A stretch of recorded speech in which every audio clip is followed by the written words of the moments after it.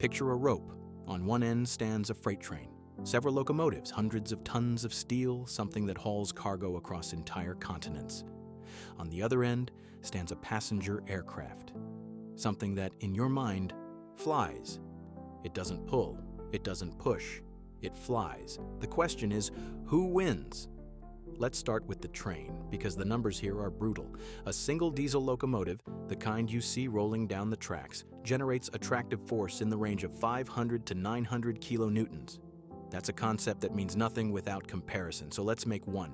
1 kilonewton is roughly the weight of 100 kilograms, 500 kilonewtons. That's like tying a rope to 50,000 grown adults and telling them all to pull at once. A stadium and a half packed full of people, everyone pulling. That's what one locomotive does. Locomotives also have the advantage of not just pulling hard, they pull hard from a dead stop. An electric traction motor reaches its maximum torque at 0 speed. It stands still, the rope goes taut, and it instantly throws its full force into the pull. That's why freight trains can get moving from a standstill with 15,000 tons of cargo behind them. They don't build up gradually. They simply pull. On top of that, locomotives can work in consists. 2, 3, 4 together, linked by radio signal, synchronized to the second. If you field a consist of 3 locomotives in a tug-of-war, you have a tractive force exceeding 1,500 kilonewtons, the equivalent of 150,000 grown adults. In one place, all pulling one rope. It seems like the matter is settled. And that's exactly where it starts to get interesting. Now, the airplane. The Boeing 777, one of the most popular and heaviest passenger aircraft in the world. It weighs nearly 300 tons at takeoff, almost the same as 200 family cars. It crosses the Atlantic fully loaded with baggage and fuel for 13 hours of flight, and it's powered by something most passengers never try to understand because they're sitting in the back looking out the window. 2 engines, each one is a GE90-115B, a jet engine that, according to the Guinness World Records, is the most powerful serially produced aircraft engine in history. Each one generates 513 kilonewtons of thrust, both together over 1,000 kilonewtons. For comparison, that's the equivalent of 2 large locomotives running together, except packed into 2 nacelles hanging under the wings, burning as much fuel as an entire apartment block goes through in an evening. But here's the catch that changes everything. The force of a train and the force of an airplane work in completely different ways. And to understand who wins a tug-of-war, you need to grasp one thing: where the force actually comes from in each case. A train pulls through its wheels, a locomotive weighs 100, 150, sometimes 200 tons, and that mass is its weapon.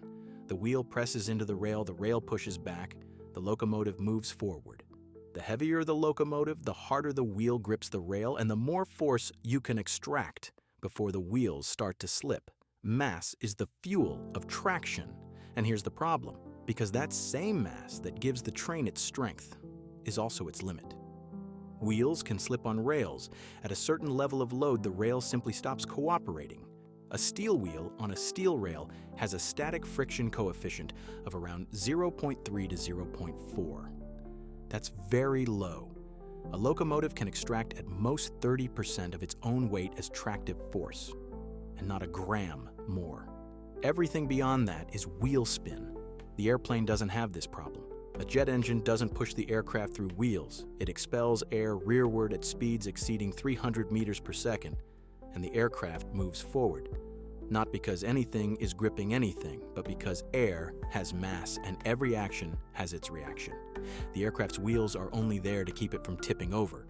The thrust is entirely independent of the machine's weight. In other words, a jet engine pulls just as hard at 0 load as it does at maximum load. It doesn't lose force because the rope is taut.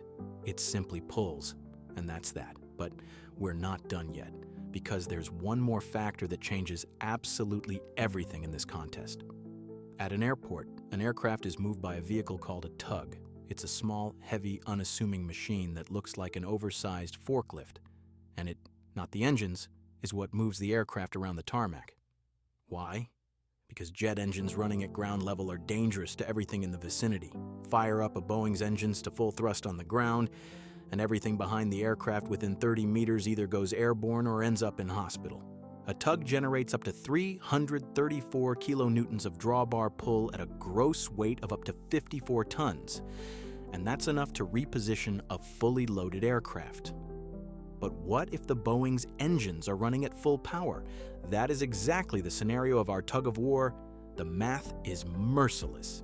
3 locomotives in it consist 1,500 kilonewtons of force.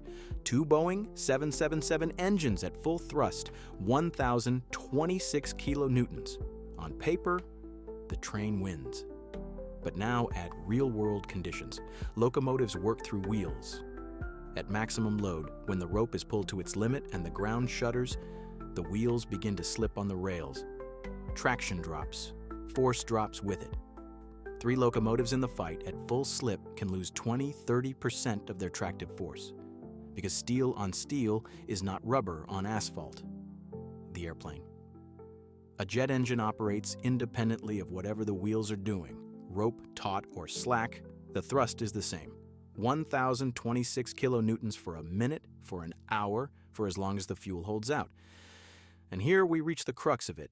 This isn't just a question of who is stronger. It's a question of who is stronger over time. The train at the start can briefly outmatch the airplane in raw force, but the airplane has something the train doesn't, force that doesn't diminish under load. In practice, no one has ever run this contest with a Boeing 777, because no one in their right mind fires up jet engines to full thrust near people, buildings, and airport equipment. But we have indirect comparisons that say a great deal. A Volkswagen Touareg loaded with 4 tons of concrete pulled a Boeing 747, a 400-ton aircraft, across an airport apron, without using the aircraft's engines at all. An ordinary car engine, 4 tires, the right amount of friction, and 400 tons started moving. That demonstrates one thing: an airplane on its wheels is in essence passive. Its strength lies in its engines, not its mass. And engines running at full power on the ground, that's something no train has any answer to. The answer is the airplane probably wins. Not because it's stronger at every single moment, but because its force is clean, constant, and independent of wheel-to-rail friction. The train is strong like a wrestler, massive, rigid, almost impossible to budge. The airplane is strong like a river, quietly, without pause, without negotiation.